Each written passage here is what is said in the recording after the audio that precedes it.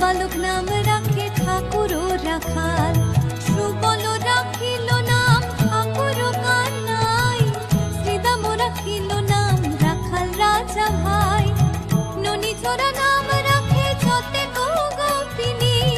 কালো সোনা নাম রাখে রাধা বিনোদিনী, উপজা রাখিল নাম পতিত পাবন হরি, চন্দ্রাবলী নাম